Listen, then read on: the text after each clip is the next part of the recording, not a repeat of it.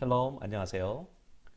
오늘은 데살로니가후서 2장 13절에서 17절 말씀을 중심으로 선한 일과 말이라는 제목으로 은혜와 교훈을 나누고자 합니다. 먼저 데살로니가후서 2장 13절에서 17절 말씀을 제가 봉독하겠습니다. 주께서 사랑하시는 형제들아, 우리가 항상 너희에 관하여 마땅히 하나님께 감사할 것은 하나님이 처음부터 너희를 택하사 성령의 거룩하게 하심과 진리를 믿음으로 구원을 받게 하심이니, 이를 위하여 우리의 복음으로 너희를 부르사 우리 주 예수 그리스도의 영광을 얻게 하려 하심이니라. 이러므로 형제들아, 굳건하게 서서 말로나 우리의 편지로 가르침을 받은 전통을 지키라. 우리 주 예수 그리스도가 우리를 사랑하시고 영원한 위로와 좋은 소망을 은혜로 주신 하나님 우리 아버지께서 너희 마음을 위로하시고 모든 선한 일과 말에 굳건하게 하시기를 원하노라. 아멘. 중세 유럽에서는 흑사병이라고 불리던 패스트로 인하여 유럽 인구의 3분의 1이나 되는 많은 사람들이 생명을 잃었습니다. 지난해 시작됐고 또 올해까지 이어지는 코로나19 팬데믹 상황 역시 그 당시의 재앙에 버금갈 정도로 인류의 역사에 있어서 매우 심각하고 위험한 상황입니다.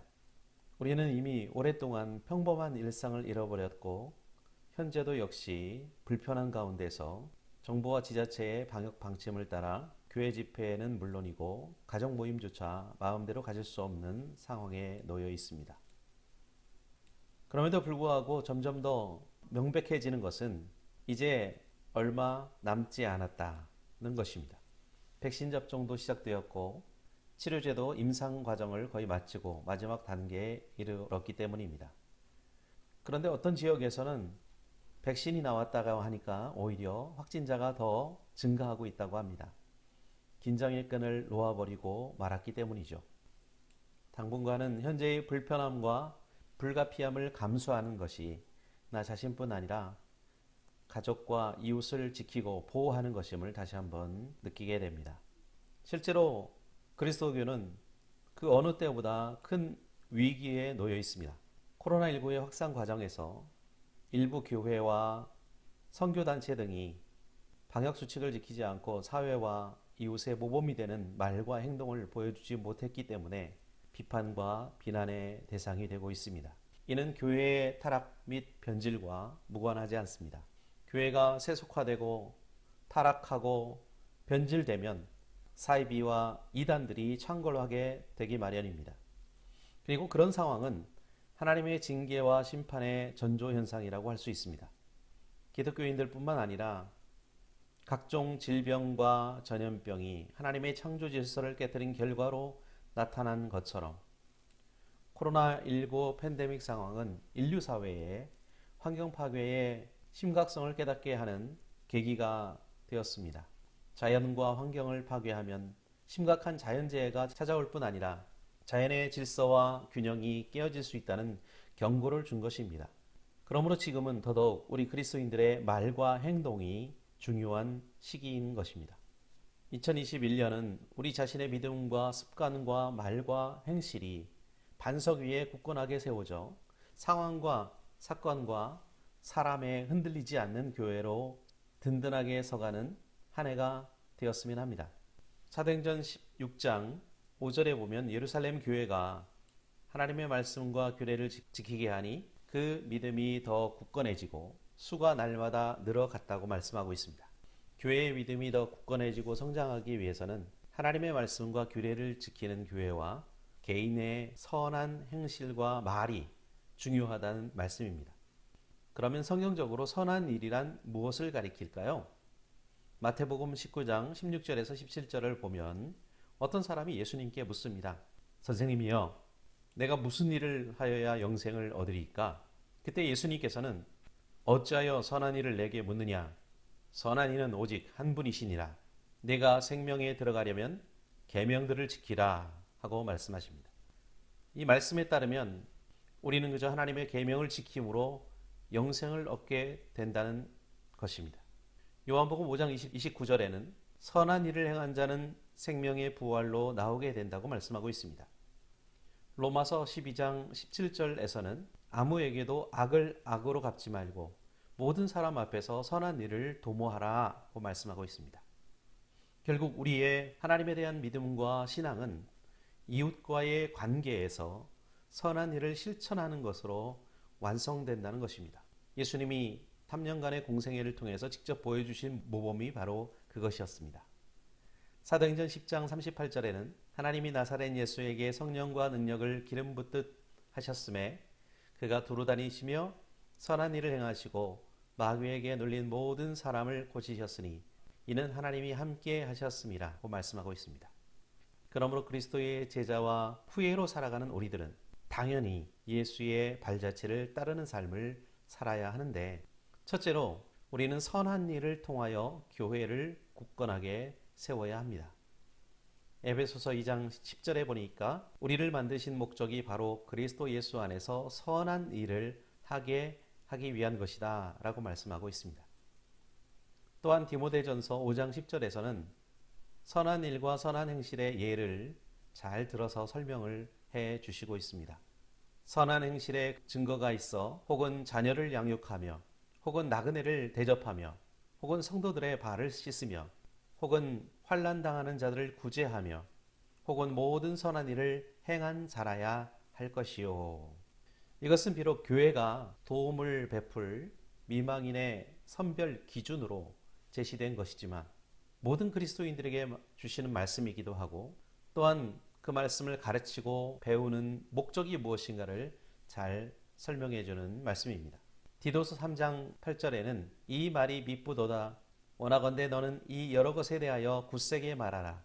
이는 하나님을 믿는 자들로 하여금 조심하여 선한 일을 힘쓰게 하려 함이라. 이것은 아름다우며 사람들에게 유익하니라 라고 말씀하고 있습니다.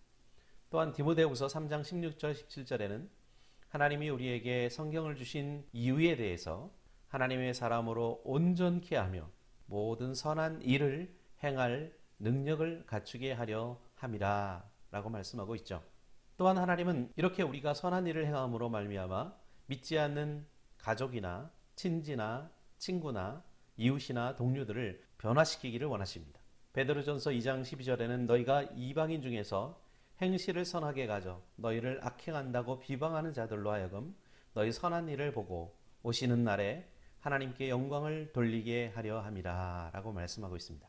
그런데 선한 일을 함으로 하나님의 사랑을 전하고 싶고 실천하고 싶지만 그게 그리 쉽지 않습니다. 왜 그렇습니까? 선한 일을 하려면 희생이 따르기 마련인데 육신의 정욕, 안목의 정욕, 이생의 자랑을 우리가 포기하지 못하기 때문입니다.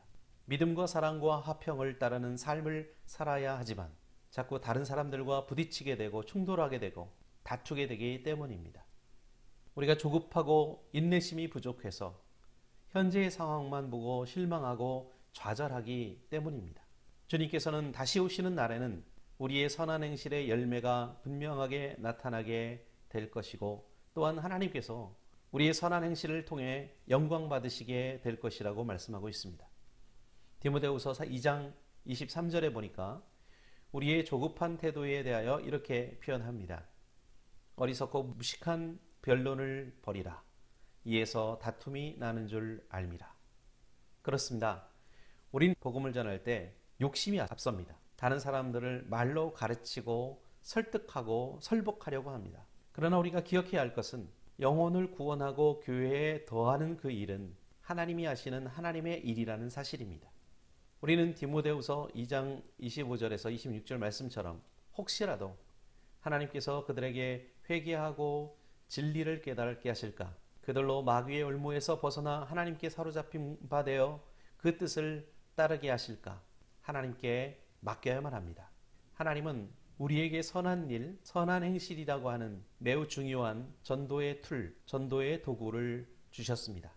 예루살렘 교회의 성장이 어떤 기반 위에서 이루어졌는지 생각을 해볼까요? 사도행전 2장 44절부터 47절 말씀을 보면 믿는 사람이 다 함께 있어 모든 물건을 서로 통용하고 또 재산과 소유를 팔아 각 사람의 필요를 따라 나눠주며 날마다 마음을 같이하여 성전에 모이기를 힘쓰고 집에서 떡을 떼며 기쁨과 순전한 마음으로 음식을 먹고 하나님을 찬미하며 또 온 백성에게 칭송을 받으니 주께서 구원받는 사람을 날마다 더하게 하시니라 라고 말씀하고 있습니다. 당시 성도들이 한 일은 무엇입니까? 열심히 모이고 열심히 예배하고 열심히 교제하고 또 열심히 나누는 것이었습니다. 무엇보다도 모든 주변 사람들에게 칭찬을 받는 삶을 살았다는 것입니다. 그랬더니 하나님께서 구원받는 사람을 날마다 그 교회에 더하셨다고 말씀하고 있습니다. 그러므로 교회가 굳건하게 세워지고 성장하기 위해서 가장 필요한 성도들의 자세는 무엇일까요? 바로 하나님을 잘 섬기고 사람들에게 칭찬받는 존재가 되는 것입니다. 빛과 소금이 된다는 말이 의미하는 것, 그것이 무엇일까요? 이 땅에서 사회에서 있으나마나한 존재가 아니라 꼭 필요한 존재가 되라는 말씀이죠. 이렇게 선한 행실로 인정을 받고 칭찬받는 형제 자매님들이 다 되시길 바랍니다. 둘째로 우리는 선한 말로써 교회를 굳건하게 세워야 합니다. 하나님은 우리에게 언어라고 하는 놀라운 선물을 주셨습니다. 말은 소통과 교제의 중요한 수단이고 동시에 복음을 전하는 능력 있는 도구입니다.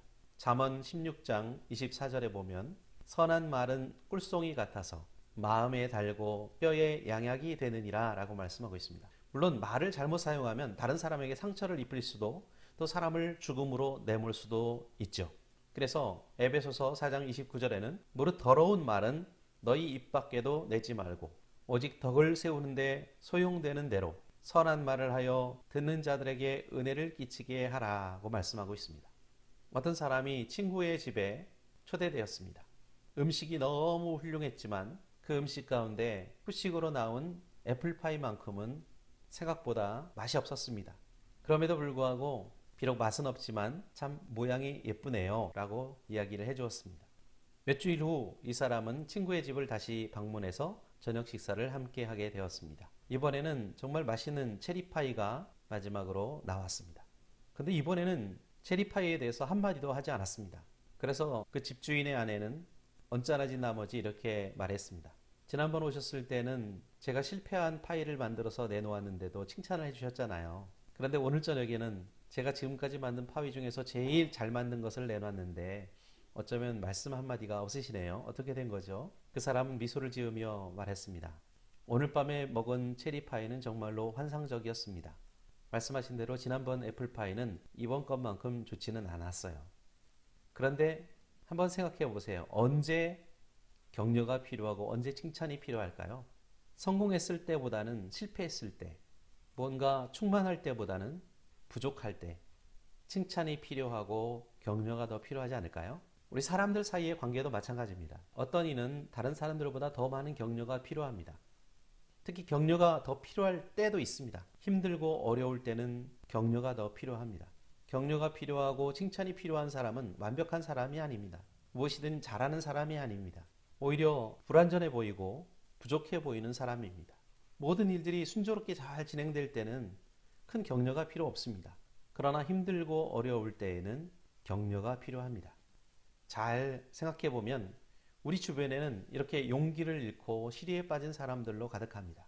이들을 격려하고 힘을 북돋워 주기 위해서는, 용기를 주기 위해서는 우리의 선한 말과 은혜를 끼치는 덕 있는 말이 반드시 필요한 거죠. 이들에게 어떤 말이 필요한지 한번 찾아보고 매일매일 우리가 적어도 한 번 이상씩 힘을 주고 격려하고 덕을 세우고 은혜를 끼치는 저와 여러분이 되시기를 바랍니다. 예수님은 영생을 얻기 위해 하나님의 모든 명령과 규례를 다 지켰다고 하는 관리에게 한 가지 부족한 것이 있다고 말씀합니다.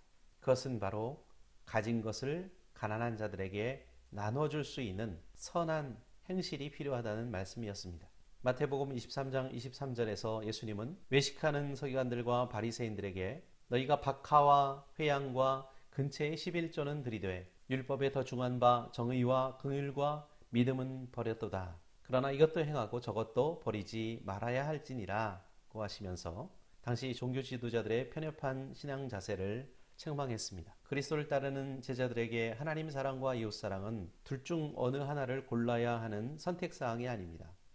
오히려 이웃 사랑은 완숙한 그리스도인, 굳건한 교회의 충분 조건입니다. 이는 코로나19 팬데믹 상황이라고 하는 불확실성 속에서 주님의 몸된 교회와 그리스도인의 가치와 그리스도인의 존재를 분명하게 보여줄 수 있는 가장 필요하고 가장 큰 힘을 발휘할 수 있는 교회의 성장과 복음 전도의 통로가 될 것입니다. 새해에는 꼭 매일매일 한 번 이상 선한 말과 선한 행실을 실천함으로 굳건한 교회로 또 굳건한 그리스도인으로 성장하는 저와 여러분이 되시기를 그리스도 예수님의 이름으로 축원합니다.